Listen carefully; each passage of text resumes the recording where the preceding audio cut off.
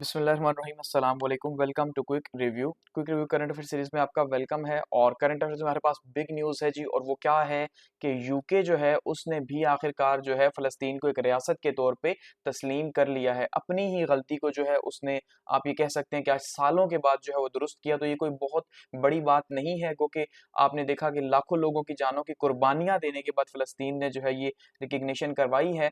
तो ये big news भी है, लेकिन अभी भी बहुत सारे प्रॉब्लम्स हैं, तो हम इसको डिस्कस करते हैं। ठीक है। UK recognises Palestinian statehood 108 years after Balfour declaration. जी हाँ, 108 साल के बाद जो है उन्होंने फ़लस्तीन को तस्लीम किया। गो कि फ़लस्तीन को ज़ाहिर बात है बनाया तो 1948 में गया। ठीक है, इसको फ़लस्तीन तो आप ना कहें, इज़राइल की जो है बुनियाद रखी गई 1948 के अंदर। तो उसके बाद से जो है उन्होंने फिर सारे का सारा कब्ज़ा जो है वो इज़राइल को दे दिया, और इज़राइलियों के पास था। जैसे उन्होंने फिर आहिस्ता-आहिस्ता करते-करते पूरे एरिया के ऊपर कब्ज़ा करके जो है वो किस तरह से पूरा कंट्रोल हासिल किया। तो पिछले आप ये देख लें, अगर हम ये कहें कि 78 ईयर्स से ऑलमोस्ट जो है, तो 1.5 से 2 लाख लोगों की जान की कुर्बानी जो है वो फ़लस्तीनी दे चुके हैं। तो आज अगर यूके ने अपनी ही गलती दुरुस्त की है, तो ये कोई बड़ी बात नहीं, बल्कि इनकी अकाउंटेबिलिटी होनी चाहिए। इन्हें पूछना चाहिए कि भई आपने ये किस तरह की तक़सीम की थी 1947 के अंदर। ठीक है, और ये बालफोर डिक्लेरेशन क्या है, इसको भी हम डिस्कस करेंगे। तो सबसे पहले यूके जी है, उसने, आपने देखा बहुत सारे कंट्रीज़ ने जो है वो अभी इसको पैलेस्टाइन को जो है वो स्टेटहुड के तौर पे जो है वो अ, तस्लीम किया है, क्योंकि ये 2025 जो है फ़लस्तीनियों के लिए बहुत तकलीफ़ का साल भी रहा, लेकिन कहीं न कहीं शायद ये इनके लिए कहीं खुशी का बाइस भी बन रहा है कि इनको जो है वो तस्लीम किया जा रहा है। इसको हिस्टोरिक डिसीजन माना जा रहा है कि ये तारीखी डिसीजन है। यूके के जो प्राइम मिनिस्टर साहब हैं, केम स्टीमर साहब, उन्होंने जो है इसको 108 साल के बाद आखिर अपनी गलती को दुरुस्त किया, और बालफोर डिक्लेरेशन जो 1917 के अंदर जो है वो साइन हुआ था, या एक लेटर था बेसिकली, तो उसको जो है वो एक तरह से अपनी गलती को दुरुस्त किया। और फ़लस्तीन और इसराइल के बनने के 77 साल बाद जो है इसराइल की क्रिएशन के, आप ये कह सकते हैं कि इसको जो है वो रिकॉग्नाइज़ किया गया है। अब देखिए बालफोर डिक्लेरेशन क्या है, इसको पहले समझिएगा। ये जो बालफोर साहब हैं, ये सेक्रेटरी थे यूके के, और वर्ल्ड वॉर सेकंड जो है वो चली 1914 से लेके 1918 तक। ठीक है। अब 1914 से 1918 ये चली, और 1917 के अंदर जो है वो बालफोर डिक्लेरेशन हुआ। यानी ये जो सेक्रेटरी थे यूके के, इन्होंने एक खत लिखा इस जंग में, ये जो वर्ल्ड वॉर फर्स्ट है, इसमें हिमायत हासिल करने की, ज़ायनिज़्म की या यहूदियों की, खास करके जो यहूदी रशिया के अंदर बसते थे उनकी, और जो यूके के अंदर बसते थे इनकी हिमायत हासिल करनी थी। तो इनके लिए इन्होंने खत लिखा, और वो खत किसको लिखा जी? रूथचाइल्ड को लिखा। रूथचाइल्ड आपने नाम सुना हुआ होगा, ये सबसे बड़ा ज़ायनिस्ट है, आप ये कह सकते हैं, और ये सबसे बड़ी फैमिली है ज़ायनिज़्म की, या ये पूरी दुनिया के अंदर जो हो रहा है 99% इस फैमिली का रोल होता है, और पूरी दुनिया का आप ये कह लें 90% पैसा भी इन्हीं के पास ही है, रूथचाइल्ड फैमिली के पास, जो यूके के अंदर अभी भी मौजूद है। और ये कहा जाता है भाई ये सैटनिज्म की पूजा करते हैं, या ये जो है वो फ्री मेसन्स हैं, और सीक्रेट सोसाइटीज जिसको हम कहते हैं इल्यूमिनाटी। तो ये इल्यूमिनाटी फैमिली एक तरह से है। ठीक है, और आप इसको सर्च कर सकते हैं नेट के ऊपर, आपको आइडिया हो जाएगा रूथचाइल्ड ये कितनी पावरफुल फैमिली है। तो उस टाइम पे इस रूथचाइल्ड फैमिली को, इसने पूरी दुनिया का पैसा वैसे ही इकट्ठा किया हुआ है, तो इनको एक खत लिखा बालफोर्ड ने, यूके के सेक्रेटरी साहब ने, कि भाई हमें आपकी हिमायत चाहिए, और उसके बदले में हम क्या करेंगे, अगर हम ये वर्ल्ड वॉर जीत जाते हैं। तो आपको पता है उससे पहले ये जो फ़लस्तीन था, ये ओटोमन एम्पायर का हिस्सा था, रियासत उस खिलाफत उस्मानिया जो थी उसका हिस्सा था। तो उनका कि अगर हम जीत जाते हैं तो हम क्या करेंगे, हम इसको अपने कब्जे में कर लेंगे, और अपने कब्जे में करने के बाद फिर हम यहाँ पे एक यहूदियों की रियासत बसाएंगे। उससे पहले तो यहूदी सारी दुनिया में तकसीम थे, और उनकी कोई भी बाकायदा जो है मुल्क नहीं था। तो ये माना जाता है कि ये वो साजिश थी, ये वो खुफिया लेटर था कि जो हिमायत हासिल करने के लिए लिखा गया, और उसके बाद यूके ने, आपने देखा कि फर्स्ट वर्ल्ड वॉर जीत ली, एलाइड पावर्स ने जीती, जाहिर बात है। उसके बाद उन्होंने क्या किया जी, खिलाफत उस्मानिया को तकसीम कर दिया, और खिलाफत उस्मानिया को तकसीम करके फ्रांस और यूके ने अपने पास उसके कुछ हिस्से मिडल ईस्ट के रख लिए, जो कि खिलाफत उस्मानिया के एक तरह से जो है वो सूबे थे। तो अब इस उसके बाद जो यूके था वो किसके, फलस्तीन जो था वो किसके हिस्से में चला गया? फलस्तीन यूके के हिस्से में चला गया। ठीक है, तो ये इनका जो खत था, ये यहाँ पे पहली इनकी बात पूरी हो गई। उसके बाद दूसरा जो है, दूसरा स्टेप कब लिया गया? 1948 के अंदर लिया गया, जब इसराइल को जो है वो बनाया गया, और फलस्तीन की रियासत में, यानी रियासत किसकी थी? फलस्तीनियों की। और वहां से जब यूके वाले वापस गए, जैसे पाकिस्तान से 1947 में वापस गए, और यहाँ से दो ममालिक के बीच में तकसीम करके चले गए, तो वहां पे भी उन्होंने एक तरह से तकसीम किया, लेकिन एक्सेप्ट किसको किया गया? इसराइल को एक्सेप्ट किया गया जो नई रियासत बनाई गई, और फलस्तीन को कबूल ही नहीं किया गया कि भाई उसके बॉर्डर्स जो है वो अनआइडेंटिफाइड हैं। समझ रहे हैं बात को। तो इस तरह से उन्होंने एक जुल्म किया और ये पूरे का पूरा जो है अब 80 साल के बाद जो है, आप ये कह लें 77 ईयर्स के बाद जो है दोबारा से एक्सेप्ट किया गया इसको कि भाई यहाँ एक रियासत के तौर पे है। तो किम स्टीमर साहब जो है कह रहे हैं भाई हमने इसको इसलिए जो है वो एक्सेप्ट किया ताकि टू स्टेट सोल्यूशन जो है वो बरकरार रहे, दो रियासती हल।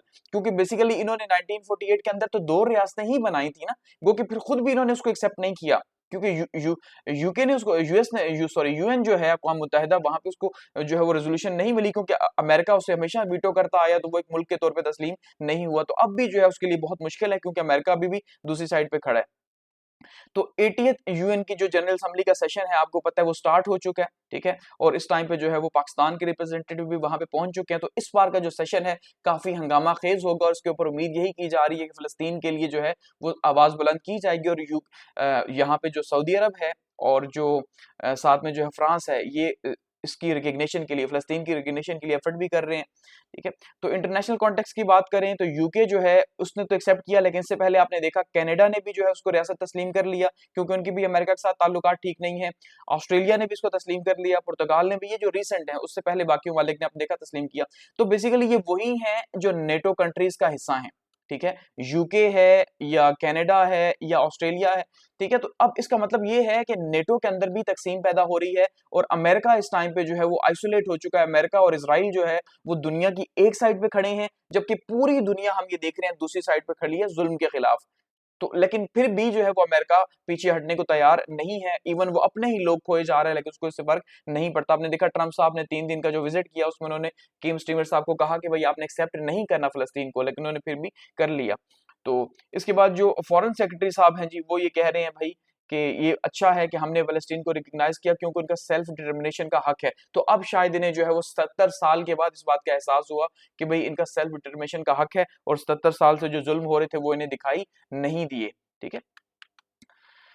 पैलेस्टीनियन रिस्पांस की अगर बात करते हैं तो जाहिर बात है पैलेस्टाइन जो है वो इसके ऊपर वो कह रहे हैं भाई ये मैसेज जो है वो होप का है, उम्मीद का मैसेज है। तो हमें इससे ये उम्मीद है कि शायद जो ये सेशन जा रहा है अभी सितंबर का, इसके अंदर जो है फलस्तीन को एक रियासत के तौर पे, एक फुल फ्लेज रियासत के तौर पे जो है तस्लीम कर लिया जाए, और हमारी सोवरेनिटी को तस्लीम कर लिया जाए कि, और इसराइल जो है उसका हमारी सोवरेनिटी पे कोई भी हक नहीं है, ठीक है, ये कहा जा रहा है।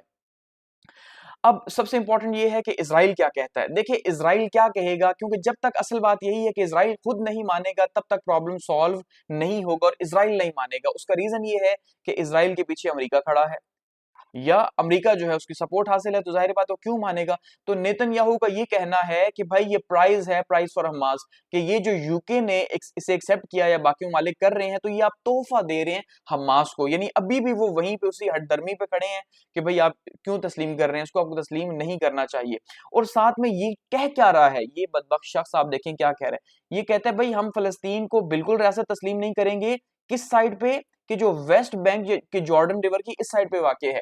अब जॉर्डन रिवर की इस साइड का मतलब ये है कि वो पूरे के पूरे फलस्तीन को रियासत ही तस्लीम नहीं करते, क्योंकि जो फलस्तीन की रियासत है वो जॉर्डन रिवर की, यानी दरियाए उर्दन की इस साइड पे ही तो वाक़ है, ठीक है। यहाँ पे फलस्तीन है इस रियासत के अंदर, यहाँ पे जो है वो इजराइल क्रिएट हुआ हुआ है, और ये गजा। तो ये बिल्कुल उसको मान ही नहीं रहा। वो कह रहा है भाई वहां पे तो इजराइली सारा कंट्रोल है। अब जरा यहाँ पे इस मैप के अंदर आप देखिए, आपको समझ आए, ये बेसिकली जॉर्डन रिवर है, ये जो आपको दिखाई दे रहा है बीच में से गुजर रहा है, ठीक है। ये सारे का सारा जॉर्डन रिवर है, ये जॉर्डन है यानी उर्दन है ये। इस साइड पे देखिए तो ये है पैलेस्टाइन, गो के पहले ये पैलेस्टाइन नहीं था, यानी 1948 की अगर हम बात करते हैं तो ये सारे का सारा जो है ये क्या था, ये सारे का सारा फलस्तीन ही था। इसके बीच में जो है दो रियासतों को, ये बिल्कुल वैसे ही है जैसे हम हिंदुस्तान की बात करते हैं कि भाई हिंदुस्तान और पाकिस्तान एक ही थे, और बीच में से फिर एक लाइन लगा के कह दिया गया कि भाई इस साइड पे पाकिस्तान है और इस साइड पे इंडिया है। यूके ने यही काम किया। तो यहाँ पे भी यही है बेसिकली कि इस साइड पे जो है लाइन लगा के बता दिया गया कि भाई ये पैलेस्टाइन, को कि इतना नहीं था, काफी बड़ा था। तो ये जो है इसको इजराइल माना गया, बाकी सारा एरिया। और यहाँ पे ये जो है ये क्या है जी, ये गजा है जहाँ पे इस टाइम पे वॉर लगी हुई है। तो अब ये क्या कह रहा है नेतन्याहू साहब, ये क्या कहता है, कहता है भाई जो जॉर्डन रिवर का वेस्ट है, यानी ये जो साइड है, ईस्ट पे तो हमें कोई इशू नहीं है भाई, ईस्ट पे यानी जॉर्डन खुद मौजूद है, तो इस साइड पे इनका कोई कब्जा नहीं है। इसका मतलब ये है कि फिर ये कहां जाएंगे, इनका कोई कब्जा नहीं है, इनका तो मुल्क ही ये है जॉर्डन रिवर की इस साइड पे। तो फिर ये तो इस साइड पे तो आ नहीं सकते, यहाँ पे तो उर्दन बसा हुआ है भाई, ये अपने मुल्क में क्यों आने देंगे, असल में तो आप इनके मुल्क में घुसे हुए हो। तो ये कह रहे हैं भाई इस साइड पे ये सारे का सारा कब्जा हमारा है, चाहे यूके के है, यूएन के है या दुनिया की कोई भी पावर के है, हम इसे एक्सेप्ट नहीं करते, ये सारा हमारा है। सो इसका मतलब इस शख्स ने ये क्लियर कर दिया अपनी मेंटेलिटी कि भाई ये सारे का सारा कब्जा ये करेंगे आने वाले वक्त के अंदर, और यहाँ पे फिलिस्तीनी इन्हीं के मुल्क के अंदर फिलिस्तीन के नाम के साथ नहीं, ठीक है, अपने मुसलमान होके तो रह सकते हैं लेकिन अपने मुल्क की हैसियत से यहाँ पे एक रियासत की हैसियत से नहीं रह सकते, और ये यही कह रहे हैं कि भाई रियासत एक ही है यहाँ पे, उसका नाम इजराइल है। ये जो है वो ये शख्स ये बात कह रहे हैं, ठीक है, तो इसने भी जो है वाजे कर दिया। तो ये जो सितंबर का सेशन है ये वाकई में काफी गर्मा गर्मी वाला होगा, और देखेंगे कि भाई यहाँ पे क्या होता है, क्योंकि आपको पता है एट द एंड जो है फैसला तो अमेरिका के हक में ही होना है अगले कुछ सालों तक। अब यहाँ पे यूएस की पोजीशन की बात करते हैं, जो एक्चुअली में जो है इस टाइम पे आपने देखा, हमने 2 दिन पहले जो मैंने लेक्चर अपलोड किया तो उसमें बताया कि यूएस जो है उसने 16वीं दफा जो है वो सीज फायर को वीटो कर दिया, ठीक है, और 16वीं दफा वीटो मतलब एक बंदा 3 बार करे, 4 बार करे, 5 बार करे, वो शर्म से डूब मरे कि बार बार मैं इनकार कर रहा हूँ, पूरी दुनिया एक साइड पे खड़ी है, 14 मेंबर्स यूएन सिक्योरिटी काउंसिल के जो है वो एक साइड पे खड़े हैं, और ये अमेरिका जो है वो एक अकेला एक साइड पे खड़ा है। लेकिन इसको क्योंकि सपोर्ट करना है इसराइल को हर कीमत के ऊपर, यही सारी की सारी जो है वो सैटेनिज्म है और यही सारे का सारे इल्यूमिनाटियों का एजेंडा है, तो ये इस बात के ऊपर खड़े हैं। तो डोनाल्ड ट्रंप जो है उन्होंने 3 दिन का जो विजिट किया उसमें उन्होंने यूके को अपोज किया कि भाई आप इसको रिकॉग्नाइज ना करें, ठीक है, उन्होंने कहा भाई कुछ हमें डिसएग्रीमेंट्स हैं यूके से, और वो ये भी है कि ये इसको एक्सेप्ट ना करे, लेकिन फिर भी कर लिया इन्होंने, ठीक है, तो अब जाहिर बात है इनके भी आपस में हालात कुछ ठीक नहीं होंगे, इनके ऊपर भी प्रेशर आएगा। अब नेक्स्ट स्टेप में क्या है, फ्रांस और सऊदी अरेबिया जो है वो यूएन के अंदर एक समिट जो है वो करवाने जा रहे हैं 2 स्टेट सोल्यूशन के ऊपर, और यहाँ पे जनरल असेंबली के अंदर वोटिंग भी होगी, और एक्सपेक्टेड यही है कि भाई बाकी सारे कंट्रीज तो तस्लीम करेंगे सिवाय उन 4-5 ममालिक के जो अमेरिका के सपोर्टर हैं, एक तो अमेरिका खुद हो गया, एक इजराइल हो गया, ठीक है, और उसके बाद जो है वो 1-2 ममालिक जैसे जापान ने कहा कि हम तस्लीम नहीं करेंगे क्योंकि वो भी इन्हीं का एलाई है, ठीक है।